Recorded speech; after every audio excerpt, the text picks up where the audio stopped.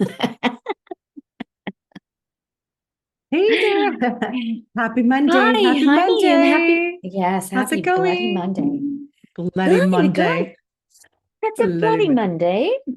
And welcome to Lightworkers Unite as we drink water, coffee, and blow our noses. I will me blowing my nose. Ugh. Lightworkers Unite is a podcast and social show hosted by intuitive women, lightworkers, and most importantly, friends, Mayume and Manjeet. Welcome to our podcast, Lightworkers Unite, where we believe there is a lightworker within all of us. Whether you are a medium, an educator, or a nuclear medicine technologist, there is a lightworker within you, and we have work to do. This is a safe and sacred place where lightworkers connect, grow, and learn. And share our light with the world. That kind of stuffy these last couple days. I'm like, Is it the weather? Because with the crappy weather that we're having, yeah, it is so disappointing. I I know. know good weather's coming, and that's going to make me really happy. Mhm. Really happy. I need it. I don't want Yes. this. I can't take it. And plus, my girls are coming home this week, both of them. Oh, I fly out yay. tomorrow to go down and help Mandy move her stuff in storage, and then we fly back, and then Melina comes home Thursday. So I'm hoping that they come home to some Yay. decent weather because they'll be just pissed off. Oh, yeah. I mean, and they're in the most beautiful places, right? Oh Like my God. Arizona and Yeah. And Texas/Europe. I yeah. Well, mean, yeah, good she's Lord. been in Europe for the last 16 weeks. She's in having her solo trip in Barcelona. Did I tell you that? Oh, yeah. Yeah, yeah. Yeah. So she's like 3 days on her own. I love it. That's kind of a nice way to wrap up because school is done for classes, and then she Yeah. has this last solo trip before she comes home. So yeah, I'm hoping Well, that. let me ask you Okay. this since we're just Yes. getting started. I don't know. We're just rolling with it. Yeah. I know we have an itinerary, but that gets, put to the side all the time. Spirit leads everything, is what I believe. Yeah. Yeah, we're just like, oh, wait a minute. I wanted to ask you, what is Okay. your favorite thing about? So Mother's Day is coming. Hmm. And so we wanted to really honor the relationship of mothers. And I was just curious, you're talking about your daughters, and what would you say is your favorite thing about being a mom? Oh, about being a mom. Yeah. Oh gosh. It's quite ridiculous. I love it. I miss the days when they were little. So for all you moms that have the craziness of raising babies and toddlers and tweens, you will miss it one day. You will absolutely miss it one day. So I love it when we are all together. Of course, I mean I got three of them. So when we're all together and we're doing, whether it's like watching a movie that we all love, or if it's just sitting and talking and playing a game, I love the togetherness. And Mm, I almost like want to pile in bed and like just snuggle with me. I just want to snuggle mm. with them. They'd be appalled hearing this, I'm sure. But yeah, my favorite part is connecting with them and making them feel safe, and having open conversation that can talk about what I just want them to always have access to me. And so I'm just Mm, kind of a vessel of comfort, I guess. I am all I about love it. comforting, comforting, comforting. I mean, and yeah, Yeah. I have to kind of knock them around a little bit and it's like, hey, snap out of it, Yeah. when they're getting off track. But my favorite part is the comforting.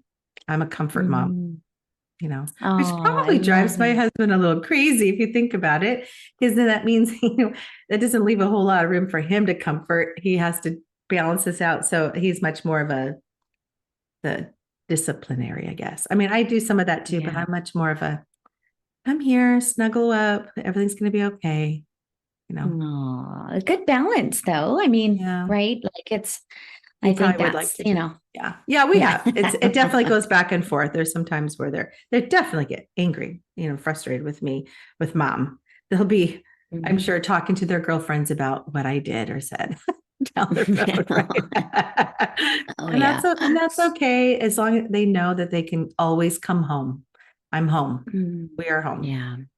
Yeah. I love that. Yeah. Yeah. How about Yeah. you? It's a How good about thing. Um, I think it comes in phases, right? Like I know I'm listening to you talk and I'm like, yeah, there's definitely that was a time when, there was a lot of nurturing and guidance and upbringing, like the basics of being a good human, Yes. And I think right now I'm in this phase of mothering that's really interesting because it's less physical because, they're so busy and they're in their own world, Mira's in Yes. university and, Mina's a junior. So they're very independent. So I really love having these intellectual conversations with them about life. Yeah. Like right now, that feels really like challenging them. And it's kind of cool for me because, it's kind of the first time that they're really, I know they know their mom is, drenched in science and has businesses. And, I'm kind of a busy working mom, outside the home. And so, but now I think they're really starting to understand like the dynamics of being a power, a woman. Like you get to choose and decide how you want to see the world analytically and emotionally and spiritually, right? And so they're kind of looking at all of these things in a different way. And that to me is super exciting. These conversations are like, I feel like I get to showcase my personality more, like my all aroundness more, like yes, well, yes. mom would know how to answer that question, That's right. it's about calculus, right? And I'm like, yeah, I would know how to answer that question, but they just, when they're little, they just need their shoes tied. And they, Oh, now it's yes, just so yes. much, so different All the now. And other they're, things, all the other things, all the advice that they need. Um, yes, exactly. yes. Yeah.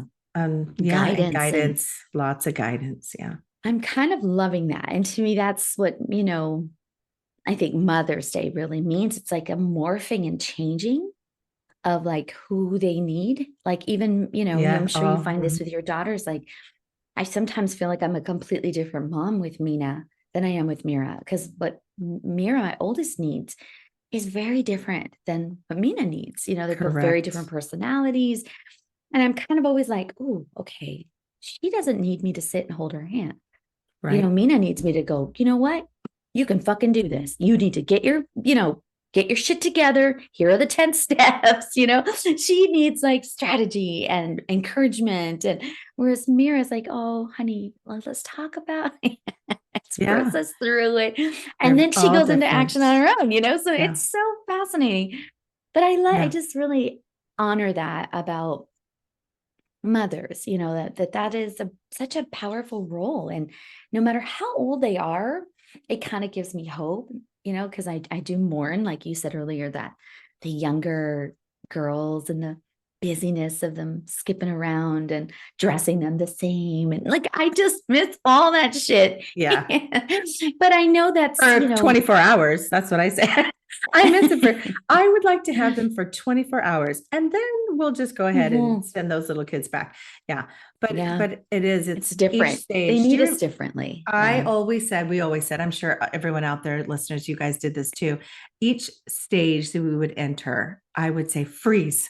This is it. This is the best. Please don't grow anymore. Just stay right here. And I would love it. John and I would both like, this is the best time. And then we'd get to the next phase and we'd be like, no, okay, freeze, stay right here. This is the phase. This is it. And it just kept getting better and better to where each time we would be like, isn't it awesome that we want to freeze time now? Like we were in the moment and enjoying their growth and their expansion into these young women. And quite honestly, we do love it now. Our house is very quiet. It's going to get real loud in a couple of days, but it is, we kind of honor each stage and say, this is so nice. They're so great. And watching how each one leaves the house. I mean, because when they're gone, they're gone. Lena's been gone for a while, right? She's a junior in college. So we've been kind of used to that. She comes home for the summer. So having the girls home for the summer is great. But there's lots of transitions, that have to happen. Right. And I just talked to my girlfriend who said she had both of her older daughters who are older than mine come home for the weekend. Right. And I said, so, how did it go for the few days? She goes, 12 hours. It was good for 12 hours. Oh no. Well, it's tough because they're turning into these adults, right? These mini adults. Yeah. And they're used to their own space and their own time schedule. And then you come Oh home my and it's like, wait, gosh. we got rules again? What the hell? It is a Yeah. very known phenomenon, right? Coming Oh, back from yes. Everyone knows it's it. just It like, is. Yeah, we boo. are Yeah. boo. I expect it. Yeah. One's in the sororities and partying every weekend and living in the Yeah, sun and just, what are we going to eat? Where are we going to go? On top of her studies, of course. I'm so proud of her. And then the other one's been, traipsing all around Europe. She's been to like I 10 love different it. cities in the last 16 weeks. And yeah, that's going to be really hard. She loves the thought of coming home, but at the same time, she's also Aw. sick about like it ending that whole beautiful Oh, I experience. bet. Yeah, Right? it's going to be a morning. Yeah, you're going to get all that, Yes, right? Like yes. preparing yourself as a mother, mourning her, watching her mourn the loss of this exploratory year, right? Yeah. That is, Mhm. that's going to be tough. Yeah, I'm sure for both of you, and Johnny. Like just, but it's Absolutely. good now. You get to prepare yourself. It's a big part of being a mother. I think parenting Yeah. Yeah. is anticipating. Okay, she's going to be one of like 5 ways, and I want to just be ready for all of For that, which right? all of it. Yeah. Yeah. If It's she's like gonna this, I'm going to hold space. I do this. I'm going to yeah. just give her some resources, or whatever that Yeah. looks like. I know. Exactly. Exactly. So it's Yeah. going to be really interesting. It's going to be a weird week, full of I lots can't of wait. excitement and emotions. And yeah, it's going to be Mm. interesting. Yeah, and we'll recap next week. Oh We'll do a yeah. quick Yeah. on the We should podcast. Oh God, how did it go at the we should Corelli interview house? Dana because she's the one that's going to be the most affected. Oh no, bless her heart. Yes, She's had the she'd whole be like, house to what? herself. What the? Yeah, I know. She'd be like, this is fucking crazy. I know my What the son hell? missed Yeah, them and I want them to come home, but yeah. I don't know. Yeah, I yeah. know. I love it. So yeah. No, I love it. I think, and Mother's Day is coming up, this Yes. weekend. So, um, and well, I was just going to go back 1 second. I know you were saying about the freezing, and I'm trying to remember if I ever had that thought, and I don't think I ever did feel No like, way. no, I don't think I've ever like felt like I don't want this to end. I've never, I don't know, maybe that's weird, but I mean, I No. honored it and loved it, but I never felt like, um, I don't want this to end. This is so, I always thought, oh my God, this is great. I can't wait for the next one. Like I always felt like, oh, I can't wait. Like, Yeah. oh my Yeah. God, when she starts really talking to me, like Mhm. what, I don't know. I never really ever felt like freezing time, but I have heard that many times from mothers. So Yeah. I don't, there's It's no more of wrong way a, to do it, but no, there's no right or wrong. It was just an yeah. emotion. I think that you're feeling like, wow, more of a gratitude for the present moment. Yeah. Yeah. Gratitude for the phase that you're in. Like this is Mhm. awesome. Yeah. This is Like awesome. right now, like this Like moment right now. Yeah. yes, it was like, Mhm. oh, just you stay like that, stay like that, stay like that. Just like, and so sometimes I want to invite those 3 little girls. My dad used to say this, and now I totally get it. He used to say when we were adults, like in our 20s, I wish that I can invite those 3 little kids back for just to spend an afternoon with me. And Yeah. it's Oh, like, yeah. oh yeah. And I guess I honor all of their stages, all of their growth, but boy, raising children is a small slice, that small slice in the pie of life that you are having children in your home and you're raising them, like, Yeah. right? And And then then it's over. and then the majority of it is you're hanging out with your adult children, right? So Yeah. that's cool. It's awesome. Yeah. I mean, I shared with you before, this is was a very personal moment for me. I had seen, we have the Google photos, right? And I think Yeah. this is something that our parents didn't have, like this access to all this technology. Like we Yeah. have every home video uploaded to like the fucking cloud, right? Like we Yes. can access that little girl on the roller coaster that William Yes. filmed, her whole face the entire time. Yes. And when your husband's a filmmaker, Yeah. you got a Yeah. lot of shit, a lot of material. I And love it. so this is a different kind of time when you can actually go back, right? And look at, these videos of them. Like our parents didn't have that. I know for me, our parents were too poor to have really a PCR, right? And this is in the, 70s and 80s, right? So that technology wasn't even around. So I feel like now too, we are kind of we have a bit of an advantage. Like we can see these photos Yeah. of our children. Like, I think I might have maybe 2 or 3 pictures. I've shared that with you just offline of me as a child. I very few. I don't even have a picture of me. I have one picture of me as an infant because, we were a struggling, poor family, immigrant family in England, and I was the youngest of 4. And so I just have no baby pictures, really, none. So it's a really beautiful thing, to see, how much we have, right, of our children now. I'm so grateful because I have nothing really. Yeah. And then I have very little too. Very little from Vietnam. Yeah. Yeah. It's just a weird time, but I was looking at the Google pictures, and they're just like a plethora of images over the years, like 14 years ago, right? These pictures On this show up. day. I love those. On this day. I love it. Yeah. I feel so nostalgic. Yeah. Well, I don't even know how this happened, but I had this picture of me nursing Mina. And, after they nurse and they just flop their head because they're so OD'd. They're like overdosed on like breast milk. Yes. And they're coming out of their mouth. Yes. They're just like, and they're in heaven, right? They're in heaven. And they're so comforting. And it's such a beautiful feeling, right? And this is how I remember like my most maternal moments is like in those moments of watching, feeding, whether it's through a bottle or your breast, it doesn't matter. But it's still the same intimacy. And I just remember for me, it was significant because it was my left breast. And I had literally, she'd just fallen off my breast and I pulled my shirt down and William took a picture. And so this picture came up and I saw it, of course, as all of you know, my left breast is gone, right? Yeah. I don't have that anymore because of my mastectomy, 7 weeks ago. And so I just thought like, wow, like this is such an interesting picture that it would show up like this.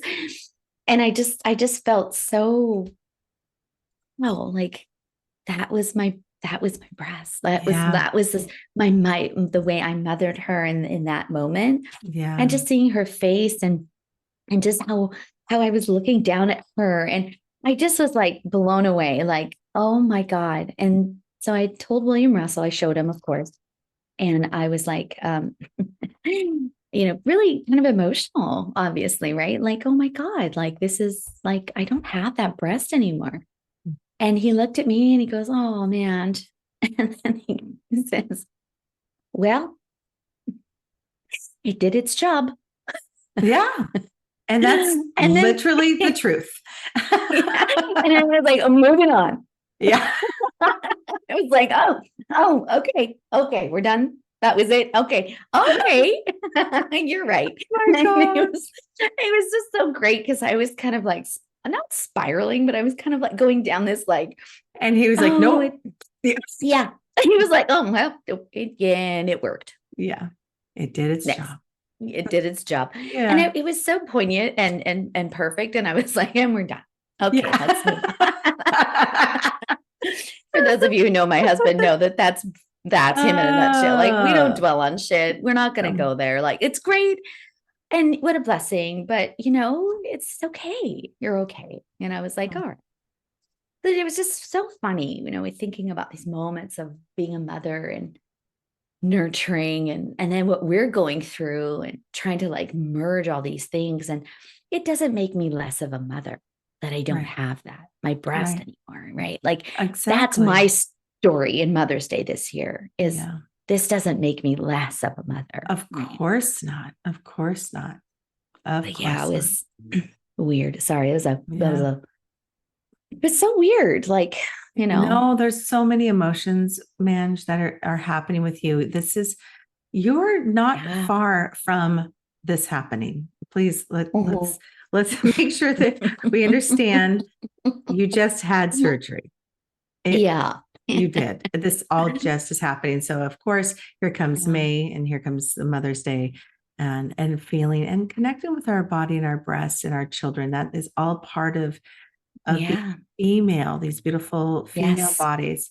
So honoring, that beautiful left breast, honoring her, and like that she was able to do that. Think about those people who Mhm. aren't able to breastfeed their babies, right? I mean, I Yeah. know this. I had girlfriends who they just couldn't. It did either hurt too bad, or just, it just wasn't working. They couldn't latch, Yeah, for all the sure. things, right? And so, but yes, your Yeah. beautiful left breast. We'll just I honor her on know. Mother's Day. We'll honor her on Mother's Day for Aw, thank you. getting little Mira drunk. It was Mira, right? Mira was, yeah. Actually, this picture was of Mina. It was So Mina. Okay, I yeah, wasn't sure which one you were. It was Mina. We'll Little have to drunk post Mina. it if you want. Yeah, it's so, I mean, you don't see my titty or anything, so Yeah, it's yeah. fine. It's going to be PG, so it'll be fine. She just looked like a drunk little Yes. blob Yeah. with her head flopped It's so between, cute. I know it's Love such an that. amazing thing, but yeah, I know you're right. I'm healing. And I think this is kind of like maybe leading us into this next really important part of our conversation today is, you know, I am healing, physically, and I'm feeling a lot stronger and all that good stuff. But then there's all this emotional healing, right? After any kind of major surgery, like whether it's especially like we're talking about Mother's Day, like a hysterectomy. I have a really dear friend of mine undergoing, a hysterectomy, and we kind of shared in kind of the same feeling of loss and it connection with our feminine divinity, Mm. and I guess that's a perspective that we can choose, like whether I want to sit in that or not, like it doesn't define me, but it was a big part of me as a female, Mm. so like whether you're there's the physical part of the surgeries, but then there's all this emotional healing, right? And this is like generational stuff, right? Like healing sometimes that comes up that as a mother, we I don't know if we have enough conversation around that, Yeah. healing, Right. healing in mothers. And Yeah. I think you're right. And sometimes it comes late, right? It comes later in life, I think, where yes, it's healing. yeah, Because when you're a teenager, you don't want to think about ways to heal from your mom. You're not in that. And there's a different dynamic when you're teenagers are selfish. I mean, and I'm not meaning that in a bad way. It's just the truth. We're super Yeah. focused as teenagers on our journey and our life and who am I and where am I going? And they should be. As they should be. Yeah. Agreed, as they should be. Yeah. And so it's funny, here I am 54. Oh my God, I'm 54, 54. And that sounded so weird saying it out loud. But 54. I know, right? I hear you. and I'm like, what? How am I this old already? It's so crazy, mid 50s here. And honoring the healing of the motherhood, my healing as a mom, and then the healing of my own mother who has suffered greatly in her life, and knowing that as an adult and being able to actually see that and understand what she went through. I could not understand that when I was a child or a teenager. Yeah. It was later in life to really understand what my own mom was going through on her soul journey as this beautiful soul in life, and all the struggles she went through, and then the pain and suffering that her mother went through, who unfortunately died when my mother was 6 years old. And my mom recalls she can still smell her mom. She remembers the scent of her mom. Isn't that interesting?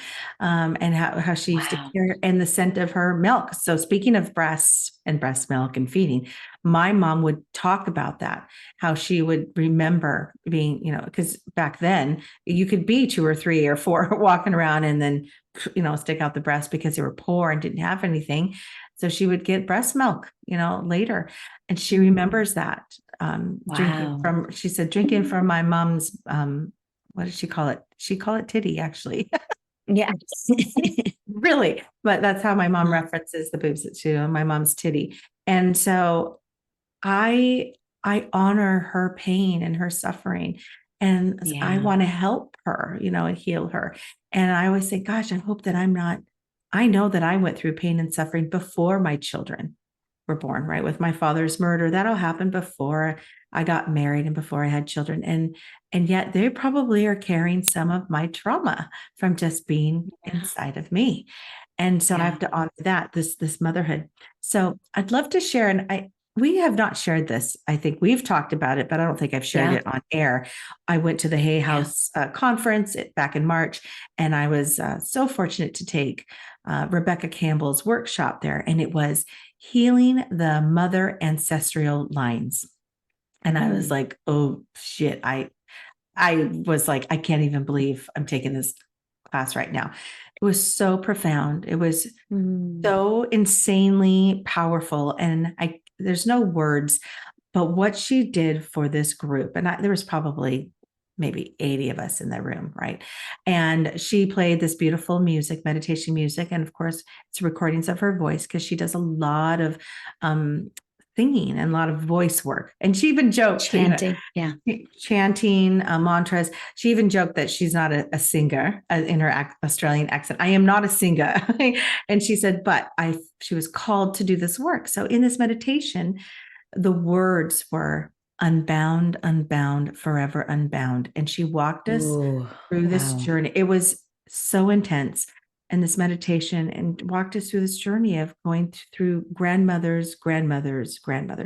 And so I saw in my meditation this woman come up to me, and I knew right away who she was. She was my grandmother, my mom's mom, who I've never met. Of course, I don't even have a photo. There's no photos of her anywhere of my mom's parents.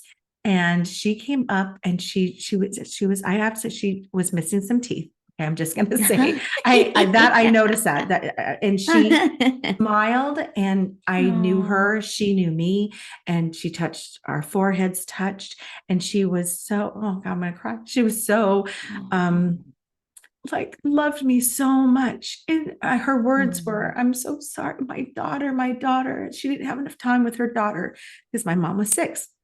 So that, and I remember in the chanting and all of that, I was saying, it's okay. I'm here to help heal, and I'm here to break the pattern of suffering.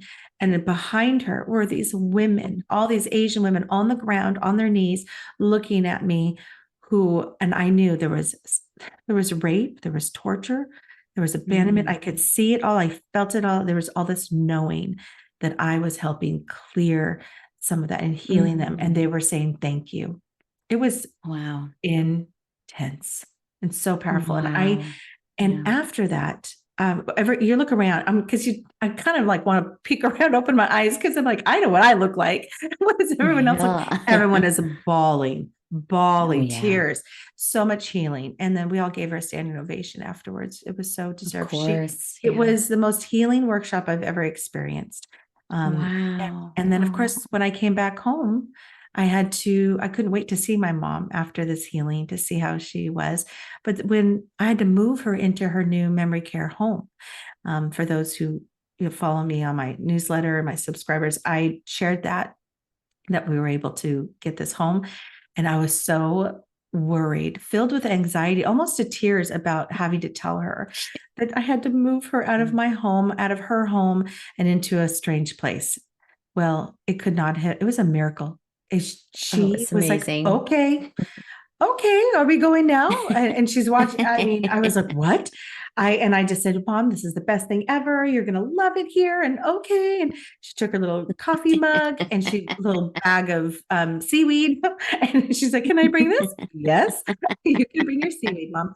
And we got into the car and took her there. And I think about this in hindsight. I feel that healing that I did for her and her mother, and her mother's mother, and her mother's mother.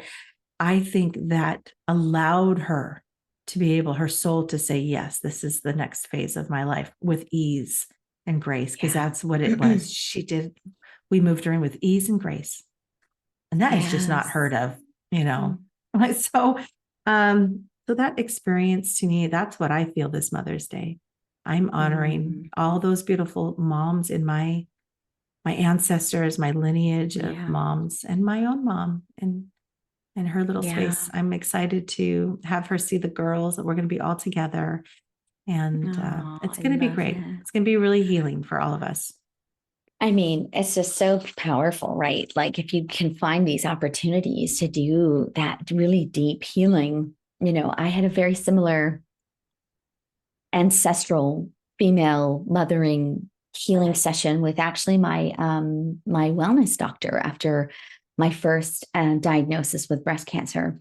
And it was really cool. And she brought me into this really deep meditation. And we kind of did the same thing where I was acknowledged by all of these powerful women in my life that, I have never met. And they were primarily Indian, and then they were Egyptian. And so they were like all this, it just went on and on and on. And I just remember thinking, they're all here for me.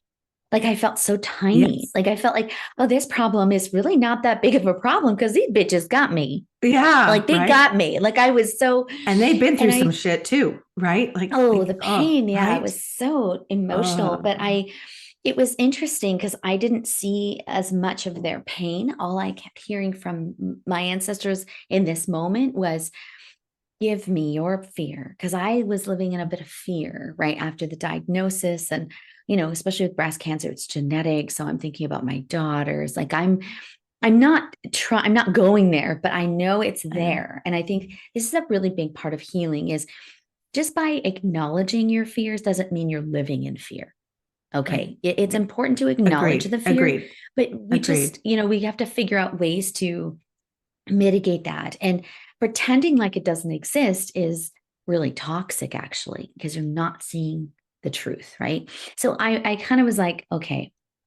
And I'm, of course, I have developmental biology as my major, right? So I'm very like, this is, there's a seed that I'm like my daughters, right? And so when I went into this meditation with these powerful women, they're these deities, goddesses, they felt like, and they were like, they just kept saying, give me your pain. Like they had their hands out like this.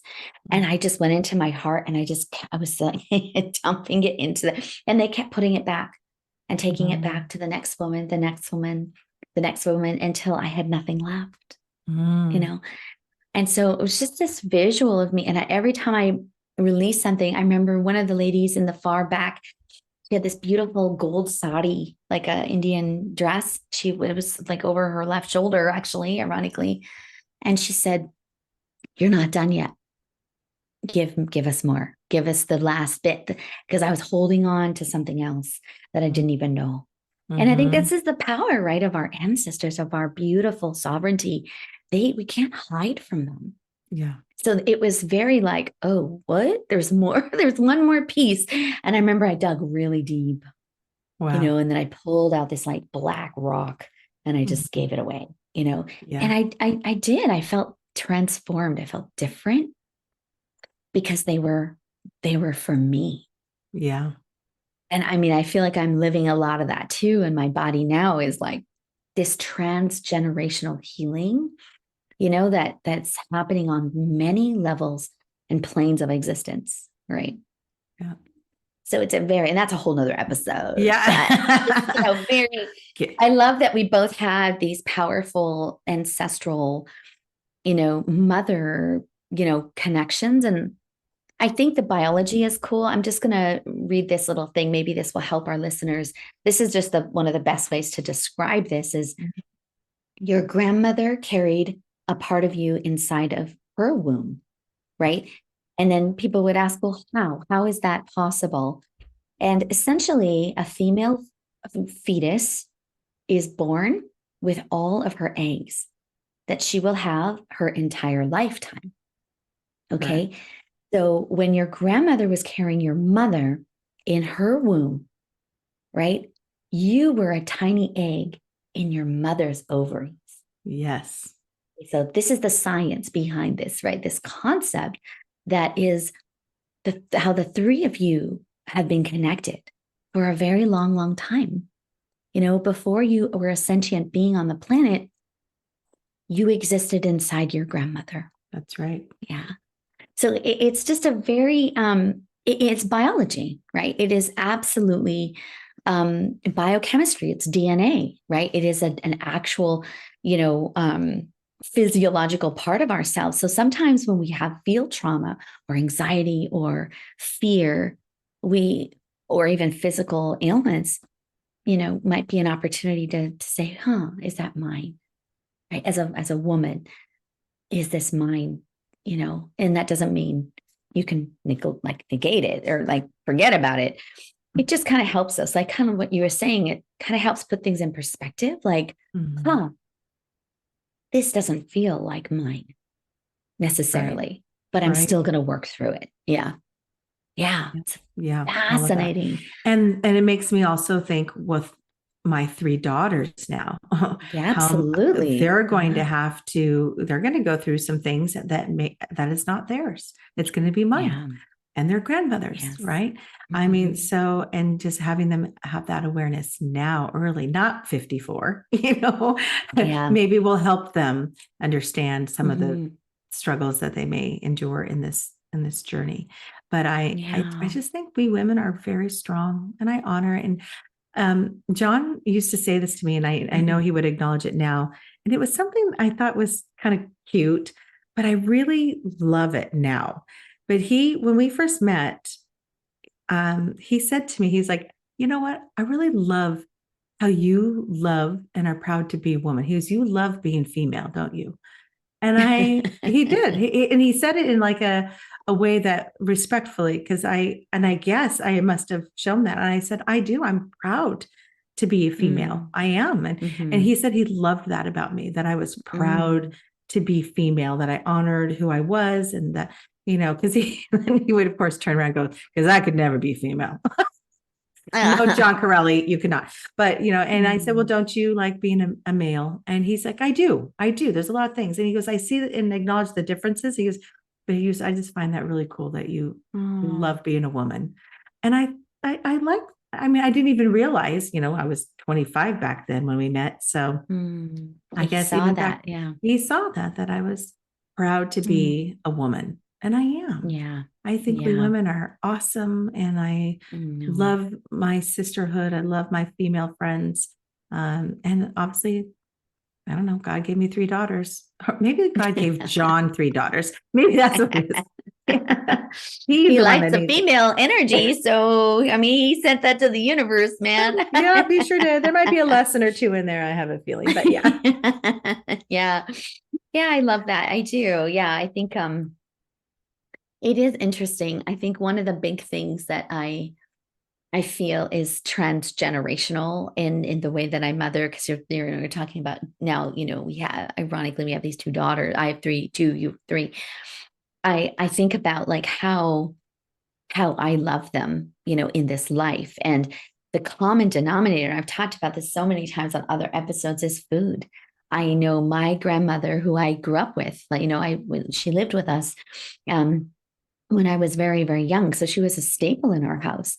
And watching her grow old was just a part of my life. It's a very Indian thing to do, right? You live Yeah. with your family. And so and she lived to like 103. So she was she was with us for a long time. Yeah. Which is Yeah. fantastic, right? And so she cooked all the time. That's really where I first learned about food and nourishment and food being a love language. Yes. Right. And so my grandmother, when my mom was working, was the one who walked me to the bus and, was the one who it told me all of the nighttime stories in Punjabi, right? Like in these Indian stories. My cousins and I still laugh and talk about them all the time. But she had all of these, you know, crazy, stories and she would make all this amazing food, right?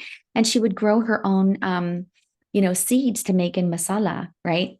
Mhm. Which my mother does to this day. So I use the same spices that my mother's mother used and probably her mother used in Yeah. India, right? And so Wow. the food is becoming this really powerful umbilical cord in my life of Mhm. honoring her, my Yeah, of mother, course. and of course like all of that Yeah. before that I don't consciously know or remember. Yeah. It's funny to see. And then my girls have this love of cooking as well, Mhm. so they're kind of watching me, and I love watching them eat my food. Do you like it? Do you like it? Did you? Oh my It's gosh. super annoying, but I love hearing that. It's just such an interesting thing. So it might be an interesting question for our audience. Like, what are the threads that connect you? It might be food, it might be music, right? It might be words, it might be photos, it might be, a home you live in. Mhm. Yeah. Yeah. What is that? I agree. It's beautiful. Food is so important. And I think because you and I obviously have massive cultural Yeah. generations of culture and coming from not America, and coming from outside of that. And even though I was born in Vietnam, I still came here when I was 2. So I'm very Americanized. I get that. And my children are. And my mom tried really hard to be American as well. I remember her saying that because she was so afraid of being Vietnamese in America during that time after the war.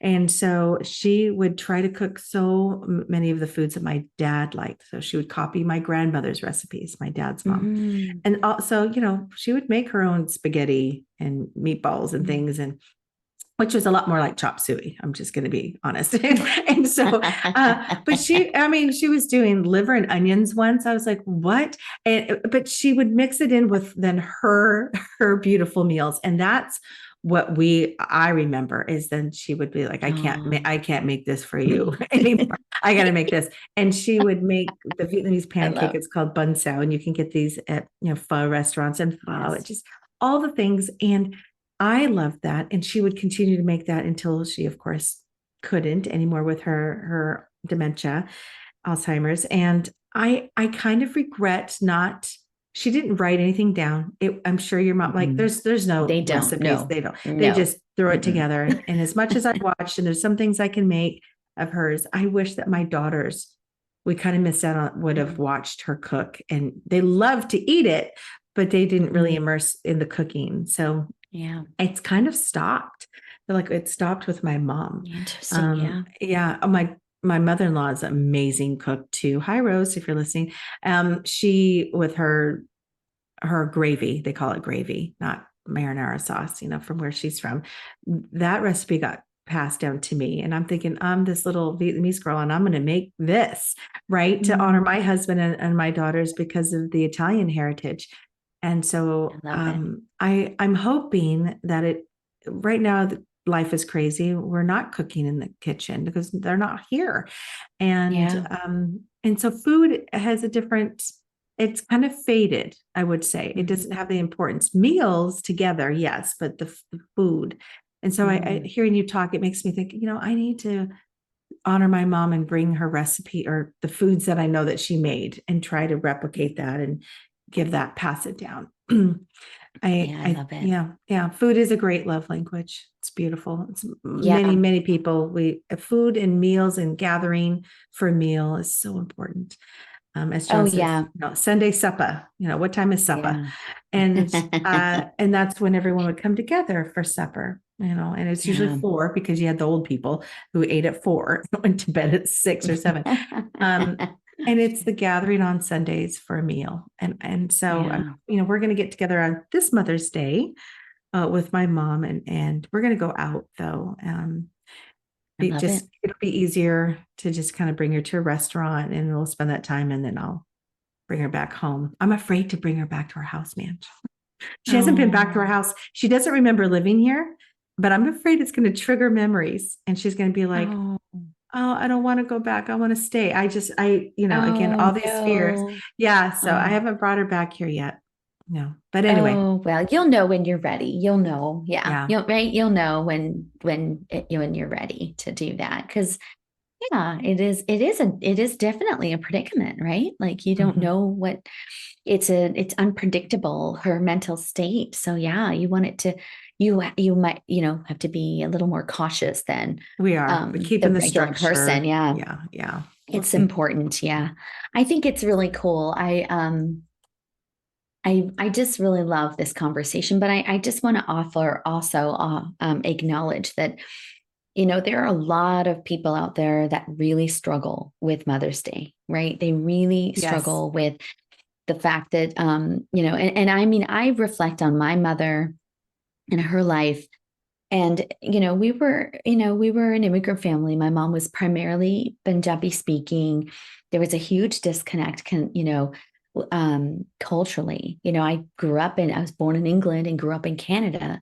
And, she was born and raised in India and then had to kind of adapt, just like your mom, to this American Canadian, in my case, Canadian culture. And it was really difficult, I think, for her on lots of different levels, and Mhm. even just speaking the language. And so, although Mhm. we have a fantastic relationship now, there are definitely points in our relationship that were really rough because we were growing up in these completely different expectations, Yes. and all of these things. And so, I just want to honor that we are reflecting on our mothers in a very loving way today, because it's a choice, right? And it's our choice to say, oh, let's focus on those things that tie us together versus separate us, because we can also talk about that too, right? Yeah. How mothers and daughters, their relationships can be very tumultuous and very painful. Very. And so I just want to honor all of those beautiful daughters out there that find this holiday. Just need to take a deep breath, right? Find this holiday challenging, and difficult. I'm seeing all of my girlfriends that are, I've lived with them sharing their pain and of their relationships with their mother, and really never having a feeling of resolution. And so I just want to send you love, and all of us love and light during this day. And that, even though it might not be the easiest day for you, um, it is a day that is an opportunity for your healing, potentially. Yeah. Yes, I agree. My relationship was very tumultuous with my mother up until my dad died, to be honest. And then Yeah. he was part of that triangle. And once he was removed, then we had no other option than to face one another and be Mhm. together. And that was the absolute silver lining. If you could pull a silver lining out of my dad's murder, Absolutely. that Yeah. was the silver lining, is that I got to have this relationship with my mom. Yeah, it changed. It took a while, Yeah. but it changed. But and those that don't have a mom, I mean, there's plenty that maybe have lost their mom. So this holiday brings pain. So we honor all of you listeners out Mhm. there, your relationship, lack of a relationship, whatever it is this Mother's Day. And maybe you don't need to do anything this Mother's Day, right? Yeah. Yeah. So Absolutely. we Yeah, honor it all. absolutely. We just want to honor all of the emotion, all of the things that come around this day, and share some of our pain and healing, and offer that. And we hope it serves you, because, no matter what, you are a beautiful soul on this planet and deserve love, you know, Yes. from all of us. So I just I just love you too. Mhm. Thank you, my sister, for this awesome Yes, it was a great conversation. conversation to talk about our mamas and our motherhood. I really love starting off that way, actually. Right? I I mean, yes, know. and our girls. So thanks everyone for listening. We hope you guys enjoyed it. Can we just do a quick little promotion? Well, if you want to Yes. join Manjeet and myself, we are going to do an evening with Spirit Wednesday, May Oh, 22nd. yeah. So 522 at 5:30 p.m. Pacific time. So that's 8:30 p.m. Eastern. And so we're just going to hop on. It's going to be virtual. You can register on Yes. our link tree, and we'll send you the link. It's So sweet. $44. Bless you. Sorry. I just sneezed. $44. Yeah. And just come, and we're going to do readings, spiritual readings. So we're going to bring Yeah. in all of your spirit team and departed loved ones, angels, spirit guides, and there may be a message for you. So join us. We Yeah. cannot Yeah. guarantee that you will get a reading. It's basically a public demonstration of where we're going to come in and feel the group. And so as spirit comes in, we'll try to connect. And so if you have done this before, we've done one other time, we've done this together. I've done these many times. So you will absolutely love the structure. It's okay to be online. The connection is just as powerful. So don't worry Yeah. about that. So we hope that Yeah. you, It's going to yes, be unbelievable. And we also so have fun. 3 spots left for our Meet Your Spirit Guides workshop. And that's starting next week. And so if that is resonating with you, oh my gosh, Mayume and I have been masterminding this whole 3-week workshop. And I am super, aren't you super psyched? It's going to be it's gonna be so great. amazing. So amazing. I love it. Yeah. It's going to be, mhm. Yeah, sorry. I was just saying it's the group. I know it's all divine. So if you're meant to be there, you'll be there. But yeah, we've got 3 spots left. It's going to be intimate. It's only 10 people. We want it to be a beautiful, intimate workshop where you will really get what you need out of this. And we're going to tap in and find out who your guides are. And you're going to know their names. Yes. You're going to get signs and you're going to build this beautiful Oh my relationship. gosh. It's going to be so fun. Yeah. Yeah. And even if you know your guides, this is just deepening the connection and just be open to the wonderment of other guides that want to come forward. That's right. And if you have no idea who your guides are at all, that's awesome as well, because we're going to start right from the grassroots and over the course of the 3 weeks, really build the foundation of you creating a deepened connection with your guides for, fucking guidance and, oh gosh, just power, right? Like, really reinforcing what you're doing in your life, that you're on the right path, right? So we cannot wait to see you guys. We got some fun events in May. Check it out. We love you. And I love you, Mayume. Yes, love you, man. This is how you sign up, you guys. Go to our Instagram page. Oh, yeah. Go to our Linktree page, which is Linktree /Lightworkers Unite. So if you go into Linktree, they'll ask for the profile. It's Lightworkers Unite. You're going to find all of our stuff there, and you just click and join us. All right. Yay! All right.